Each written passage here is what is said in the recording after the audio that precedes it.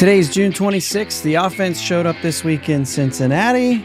Despite dropping the first game, battled back and won the series. A few things to cover in this one, and we'll look forward to the weekend. You're listening to the Bridge to Buctober podcast. Let's go.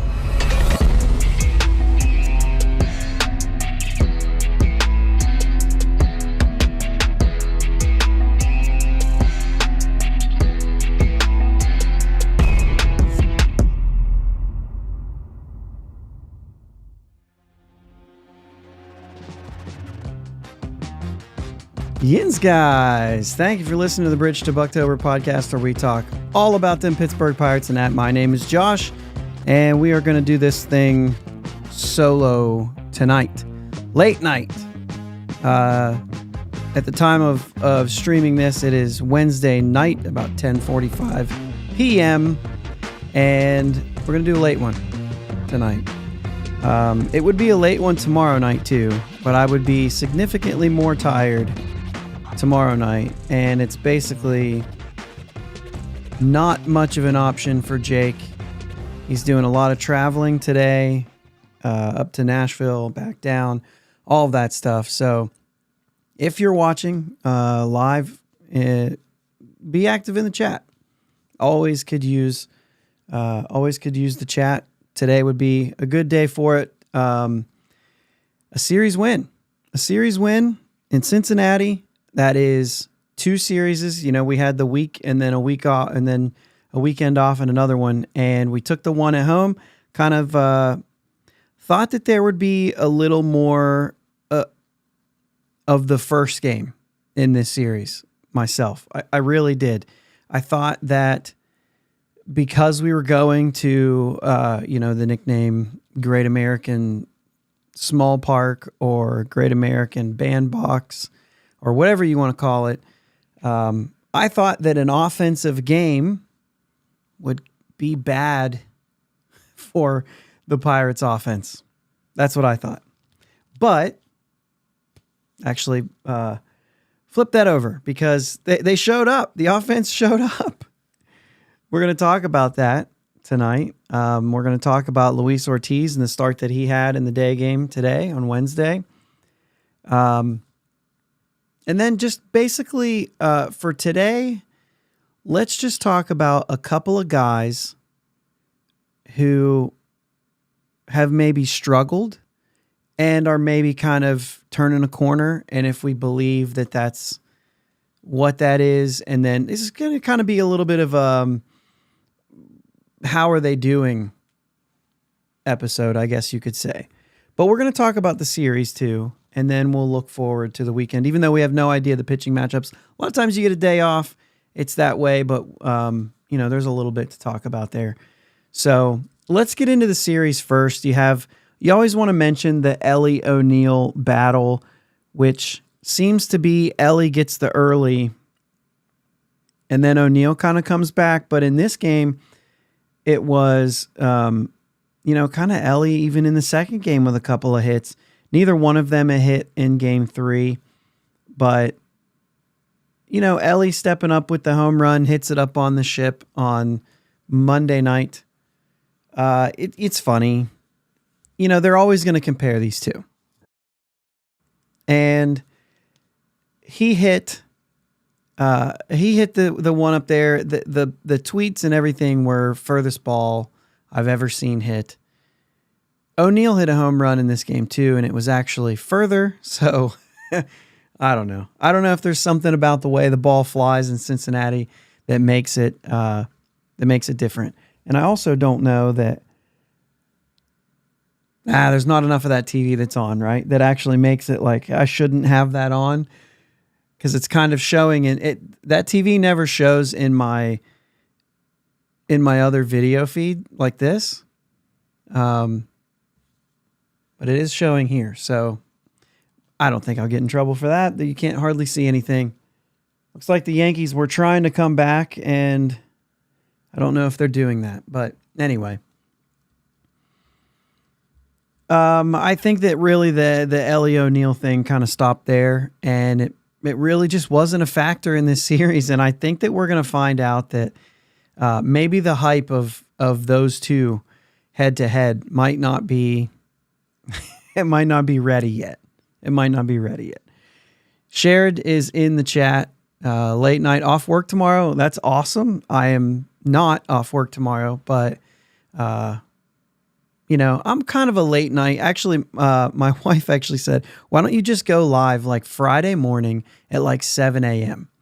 And and I was like, I don't think that anybody else would like that because I don't function as well in the morning as I do later at night. I could be so tired late at night, I will still function better than if I'm so tired in the morning, which is every morning. So, Bailey Falter, a little bit of a struggle. Hey, put Tasha Moo to put in the chat how you want me to pronounce what you've got going on there for this name, just so I can refer to it. We own Cincinnati. I mean, maybe if we swept them twice, I think we could definitely say we own them. However, that's 2 series in a row, and it's been. I was looking. Somebody was putting something up, and it's been like 10 of the last 15 series, or maybe it was 10 for the last 15 games, or something like that. I forget what it was. They're on a little bit of a run right now with Cincinnati. I will say, let's put that on Bell. I'm not a fan. I'm not a fan. So maybe let's put that on Bell. Bucko Mike also, Santana, Jeffries, and Brule will be up here for a minute. Okay. I think what you mean is not for long, or maybe a minute, meaning we're going to have to deal with that. But either way, it's kind of the Jeffries and Brule in this game also kind of basically tacked on after Bailey Falter gave up the 5 runs. They allowed it to keep going. But the Pirates did score 5 runs in this first game. And, you know, that showed a little bit of life for the offense. You had the home run by Cruz. But they did show a little bit of life in this game. And I think that kind of pushed forward to the second 2 games of this and what was able to get them kind of rolling. I mean, this is a team who just hasn't been, right? We talked about it on Sunday's show that basically what was it, 2.5 runs per game on the homestand and just not getting it done. And then they come out and score 5, 9, and 6 in a 3-game series. Now, granted, they're doing it in a place that's good for hitting.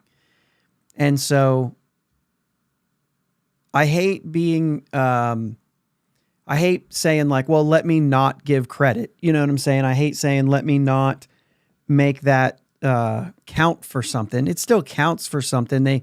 It would have been, I think it's more like it's worse if they don't hit in a place like that than it is doing what we would hope that they do. But even then, like, that's a lot of runs. So,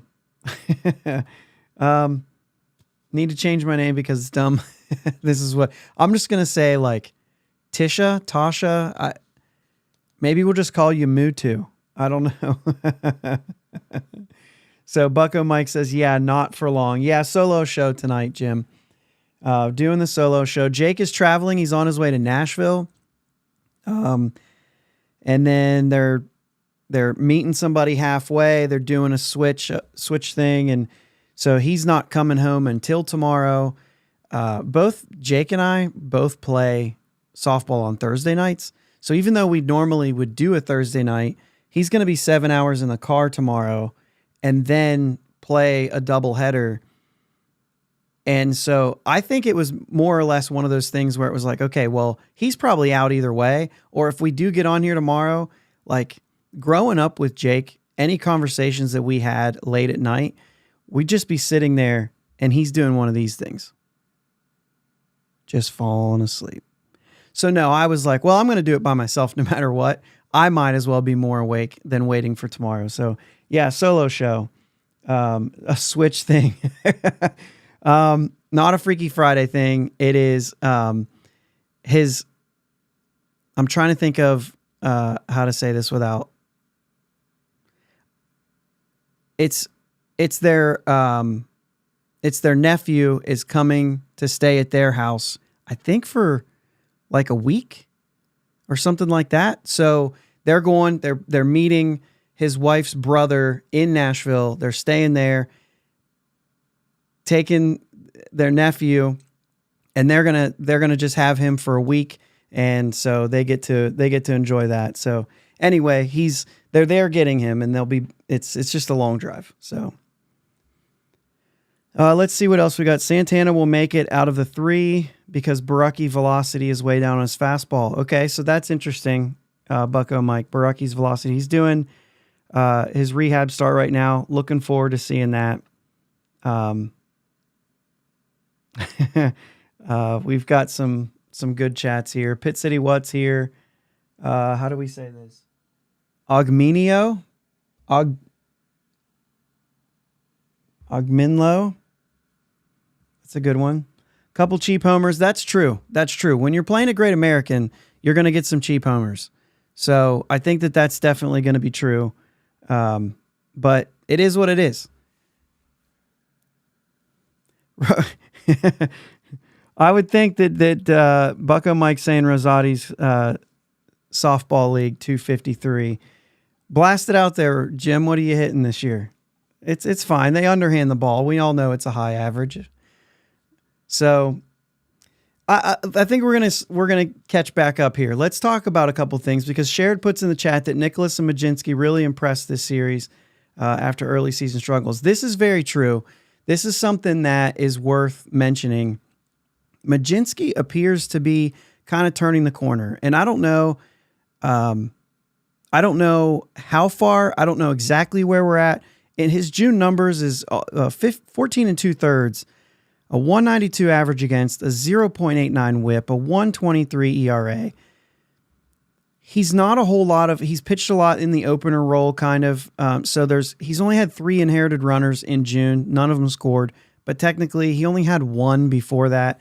So he hasn't let any inherited runners score, which is a big thing for relievers, but it doesn't seem like he's really been in that situation a whole lot. But 11 strikeouts in that time. So the strikeout numbers aren't quite there yet, but he is. I mean, it's hard to say that he hasn't been more effective. When you see the ERAs down, sometimes you're like, yeah, but what else? The whip is low.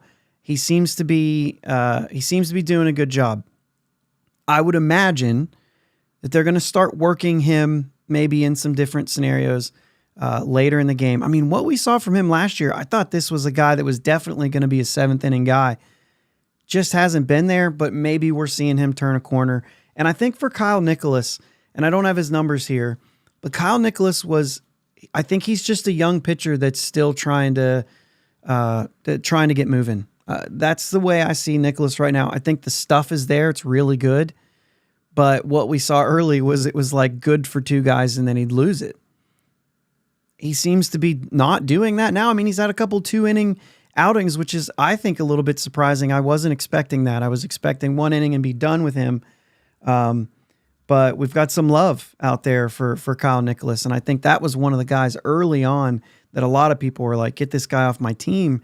And I just didn't, for a guy like that who has options and you have the ability to send him down, it's kind of one of those things.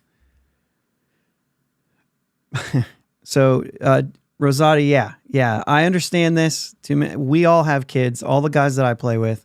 It is on one night of the week, and I get the people, I send the text, I get everybody there.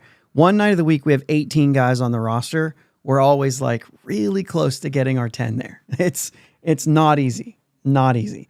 A lot of little league games. That's the way it goes. But Bucko Mike says, Runzinski, as he likes to call him in the chat all the time, is finally doing his job this month, getting outs. It's true. He's been good. And Kyle Nicholas as well. It's been really good. Mitch Keller, 47 straight starts, 5 innings pitched. I'm really impressed with that number, with 47. Sometimes I'm like, yeah, but it doesn't really show that he's done well. He's just staying in the game. but it's still impressive because of just the fact that it's a big number. Mitch Keller should have had a quality start. Mike Taylor drops the ball in the sixth inning that he got to. He's not jumping. He's not diving. He's just running. It has to be caught. I was texting with a buddy of mine who was actually going to be on here with me tonight, sitting in for Jake. We were going to set up the room and we were going to do the whole thing. But he had to work late, which actually pushed everything a little bit later. So we'll get him one of the other Reds series. He's a buddy of mine that lives in town here. We play softball together and everything, but he's a Reds fan. So we were going to have him on. He texted me and he's like, they can't give him a triple on that, right? And I was like, it wouldn't surprise me. And then they end up giving him the triple and then taking it away. No, it has to be an error. It's an error every time. And I think the more I see him play, the more syllables I'm taking out of his name, which is why I called him Mike Taylor. Jake is really laughing at me. In our text, I called him Mike Taylor, and he was like, you got to run with that. So that's what I'm going to do. We're done with the A. We're completely done. I was done with the A before we even signed him, but we're done with the A, and now I'm starting to take Michael out. We're going to go to Mike Taylor until we see something we like. So, yeah. Anyway, I'm trying to keep an eye on the chat today because I'm here solo. So I am trying to keep this. And we've got some numbers on Kyle Nicholas here. 325 expected ERA, 192 expected batting average, 32.2 whiff rate, 30.1 K rate. Is that right? Is that just for this month? I'm going to trust those stats, and we can blame Mutu. If that's not right. MT is good. We can call him MT if it gets worse. We'll go with Mike Taylor now. We've got to have a place to go. I've seen people do the MAT, but we're done with the A, so we can't go to that. So we're going to work our way to MT. Oh, knocking stuff over here. So anyway, Mitch Keller was good. He wasn't great, but like that's what we get from Mitch Keller right now. Like we're never really disappointed, I guess you could say. Should have been a quality start. Just missed that. They had to get him out of there, which I think was the right move. And then, Majinski comes in and just does a great job. So Hunter Green, that's the most we've touched him. At first it was like, was he sick? But no, it seemed like he was overhydrated. I don't know that I've ever done that. I don't know that I've ever overhydrated and thrown up like that on the field. But I believe, isn't that the second time he's done that? Somebody say, and I don't think there was that video. Did somebody say that he did that at PNC as well? That's nuts. Last starter was Luis Ortiz. Now, Jake's texting me. He's all about it. He's like, I told you he should start. Rough outing last time. Came back. This was about as good as you could imagine Luis Ortiz could be. 6 innings, 4 hits, no walks, 7 Ks. 323 on the season now. And, for Luis Ortiz, it does start to make you think about it a little bit. You're talking about limiting innings. Limiting innings. You've got a day off before the weekend here. You've got a day off on Monday. So I think you can roll through the rotation one more time, but then you blast like a bunch of straight games. See if I can pull this up in July before the All-Star break. You've got the Monday off, and then it looks like you have 12 straight games before the All-Star break. I could see him getting a couple starts here just to give them the extra days off. If you want Jones and Skeens to have that extra day off, you could be looking at 6 guys right now. And I mean, I'm not, it's one start, right? But we had a couple outings before that were solid. That wasn't a start. And maybe they go back to a bullpen thing. Shelton said after the game that there was something about the matchup that they liked in going ahead and starting him. So I think there was something there, but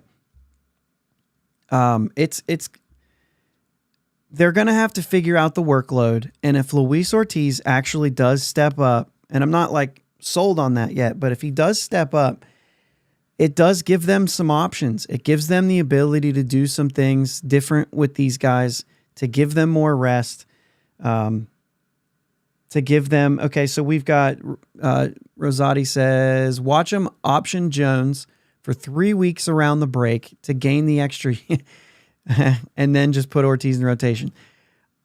I was with you until gain the extra year. I get it. It's the, it's the whole conspiracy thing. I get it. And I'm not going to dispute it. But I at least think if I'm giving them benefit of the doubt, right, then I'll say the benefit of the doubt would be that they could do that, but maybe as a way to like only let him throw 2 or 3 innings an outing or something like that and work him back up. So I don't know that they do that. I think this is like I don't want to, like, for me, this is my tendencies, right? There's a lot out there and that, you can think the way you want, and I'm listening to everybody. But like, for me, it's like, okay, I'm just really interested in what they're going to do. I don't really know how I would handle it. You're in a place, you're 2.5 out right now of a playoff spot. You're in a place where like you could make a run at this thing if things click. Like, you got to imagine, like, if Sawinski starts hitting, it's like you made a trade, because he's been so bad that like anything that he does good is literally like getting a new player.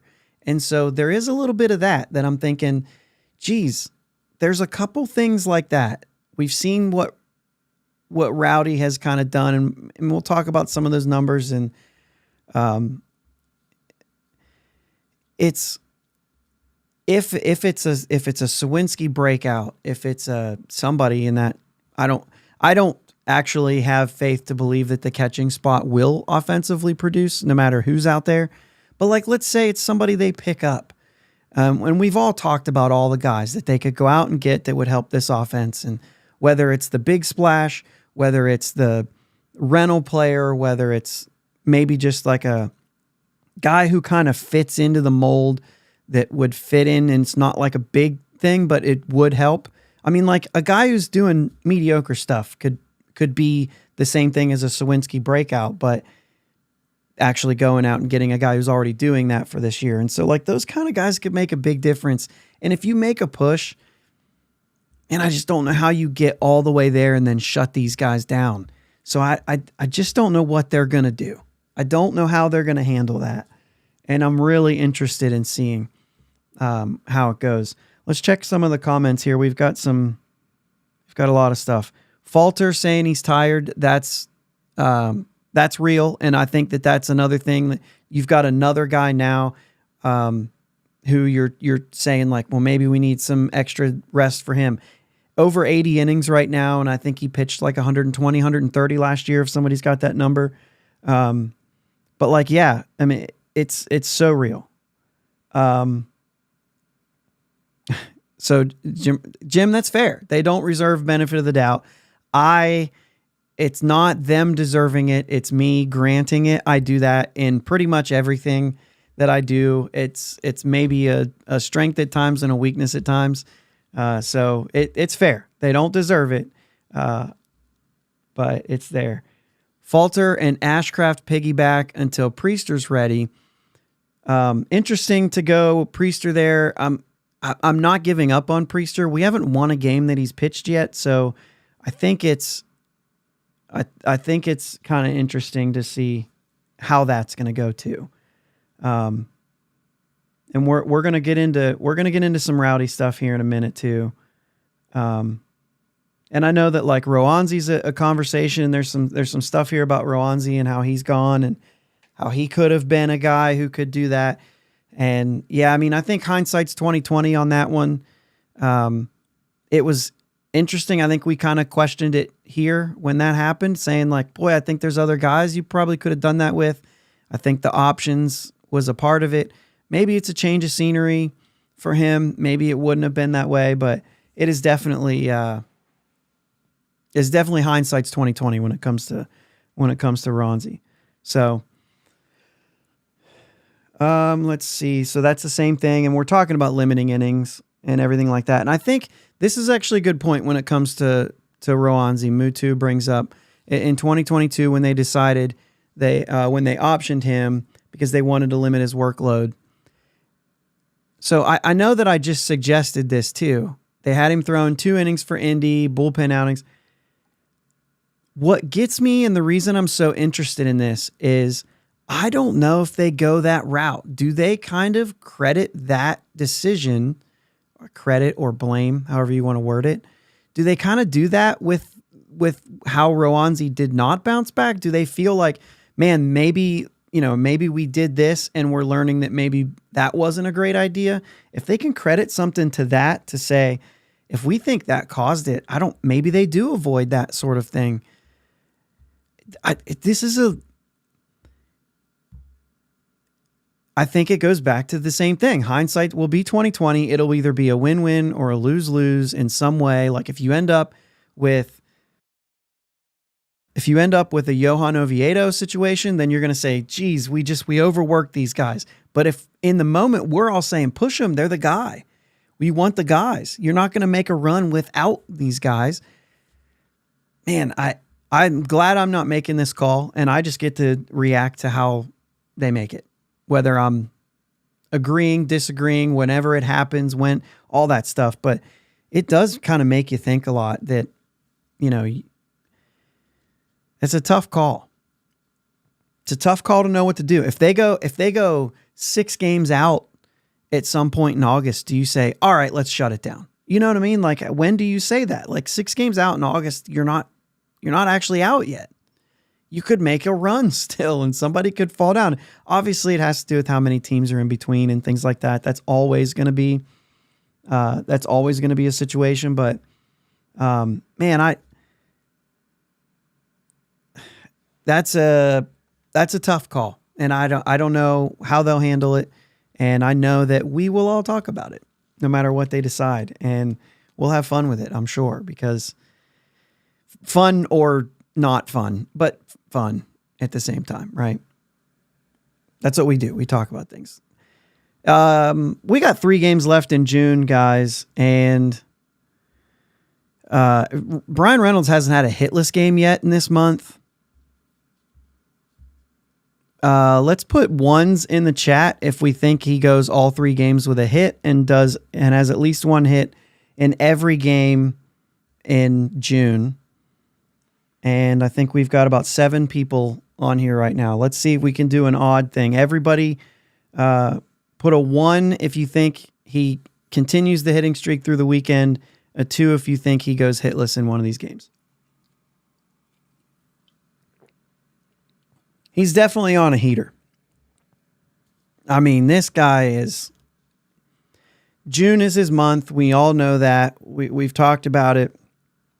Everything leading up to June looked good. Looked like he was hitting the ball well. It was just maybe unlucky. Looked like everything's there. We do have a 2 out there. We have one vote for going hitless. I don't know who we're facing yet. I looked at the probables. They're all TBDs.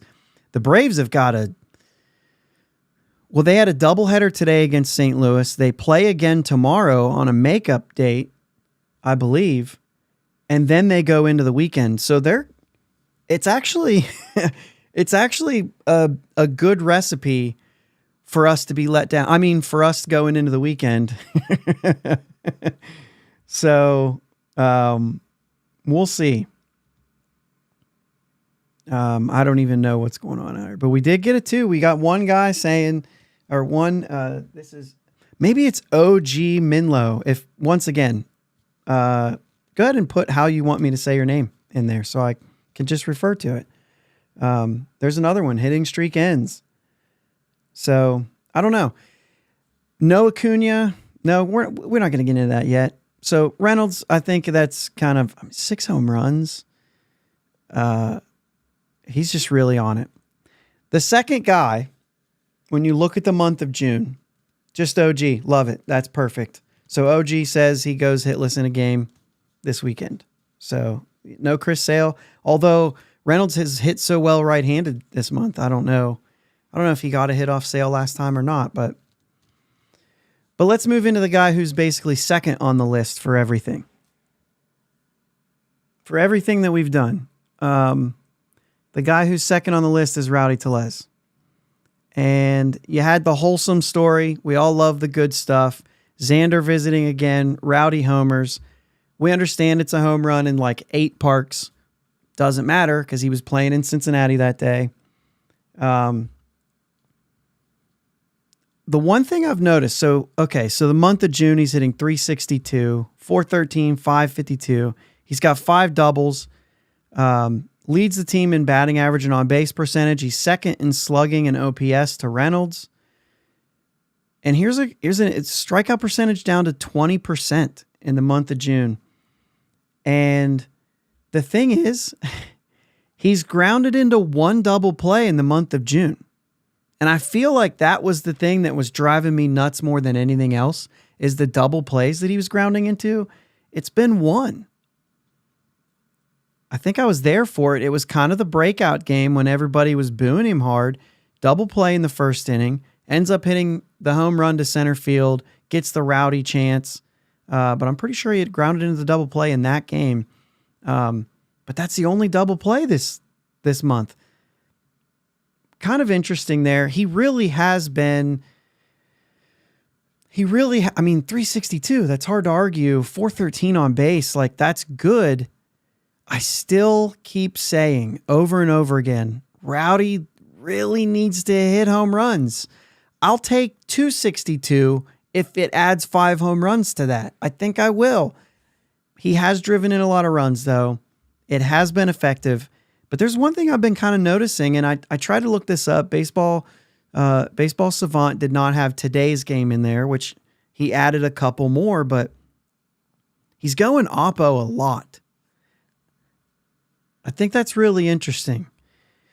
I think that, obviously the batting average on balls and plays up over 440, but when you're hot, that's what it does, right? That's how that works. But he's also hitting to the backside a lot, which is wide open for him, and he's being pitched away. He's going for it.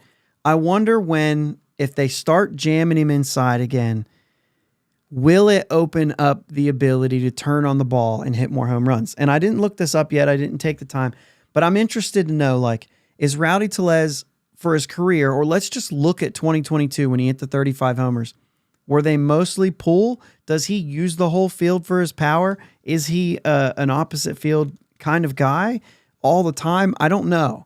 But right now, he has more hits to the left field side of second base than he does right field. And when he does pull the ball, his hits to right field are mostly those ground balls that he's just hitting hard enough to get them through. And there's been a lot of ground outs to second on those hard hits too. But with a guy on, it feels like he's just taking everything away and going the other way with it. And it's been really effective. He's seeing some exit velos going up and everything along with it. So I'm just curious if they start to get him inside to try to avoid that. Does it actually work to his favor to where he can start driving the ball, or will he keep hitting it into the ground on the pull side? But I need to look that up to see when, if that's necessarily that's me just saying, okay, this is what I think I'm seeing. And, so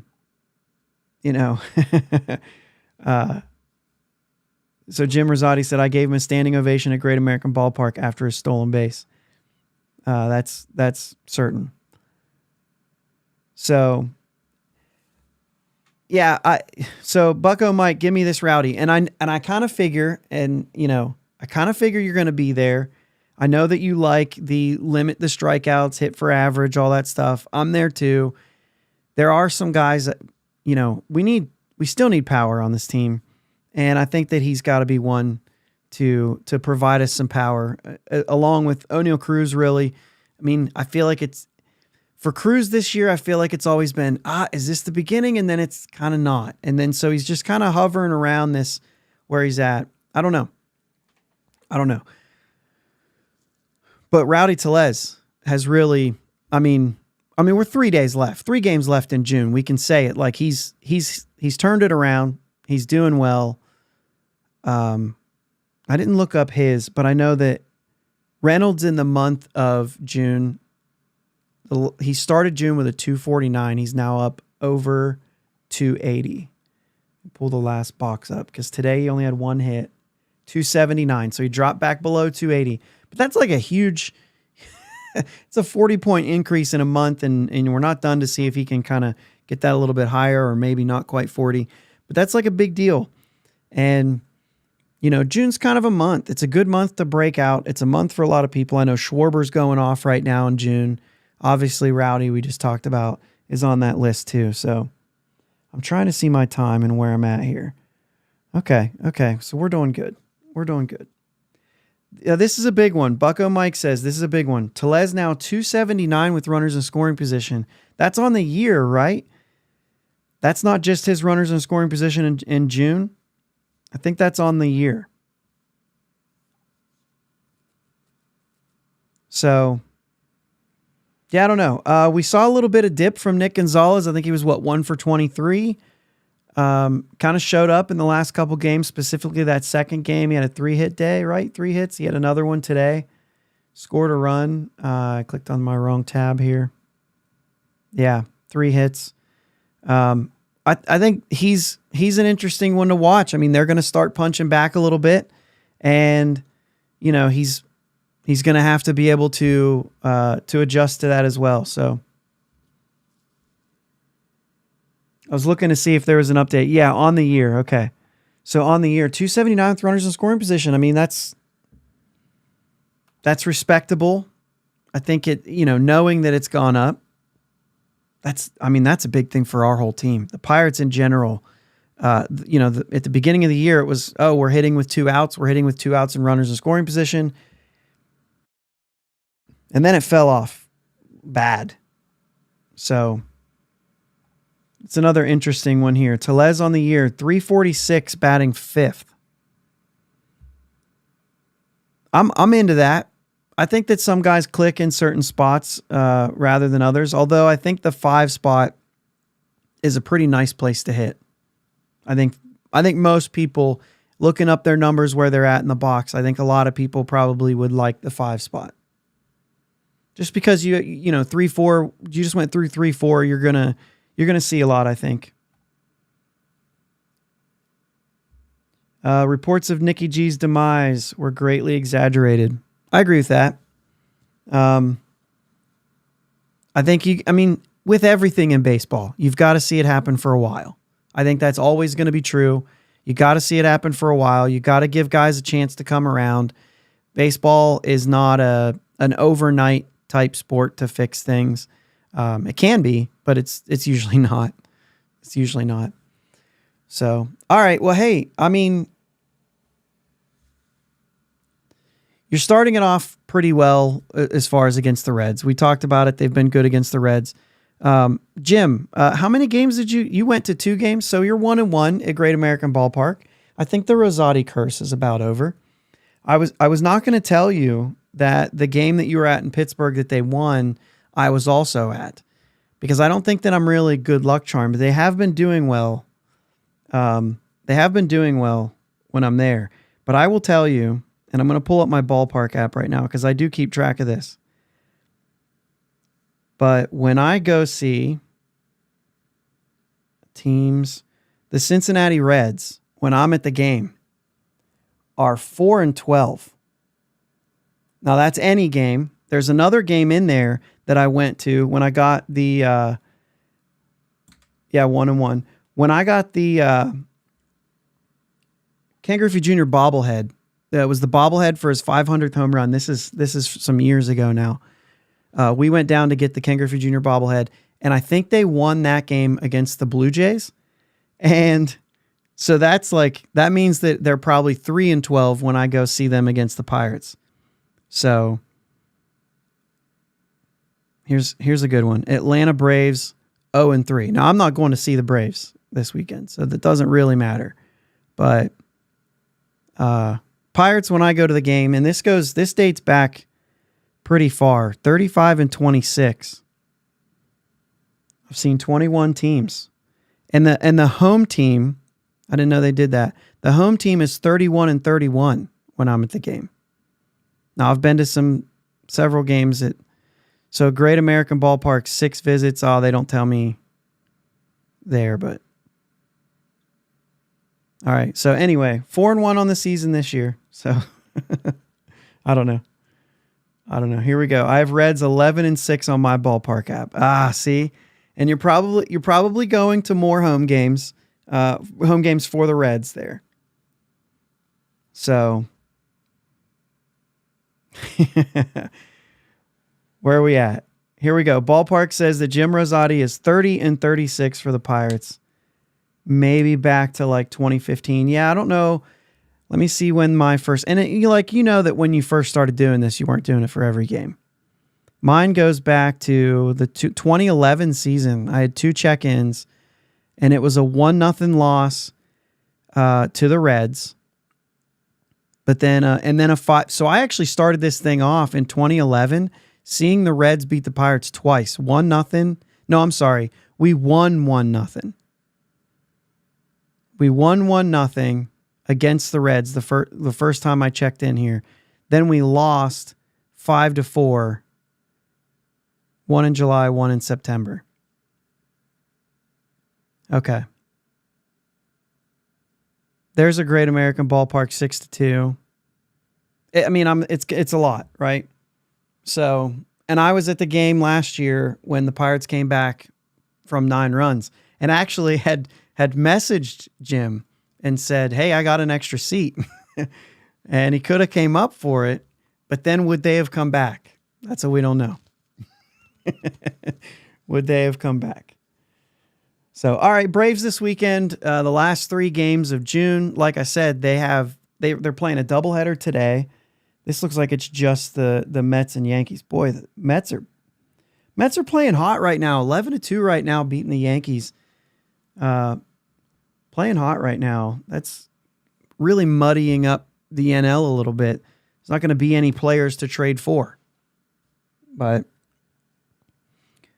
I don't even know if there's anybody there that I would want. But whew. So they're playing a doubleheader today. Let me see if that's updated, because I think they won earlier today. They lost 4-1 and they won 6-2. So the early game 6-2. That was Reynaldo Lopez. Maybe we see him if he's pitching today. I mean, like, we should see Reynaldo Lopez this weekend. Yeah. But still, Braves, a doubleheader today. They will play tomorrow.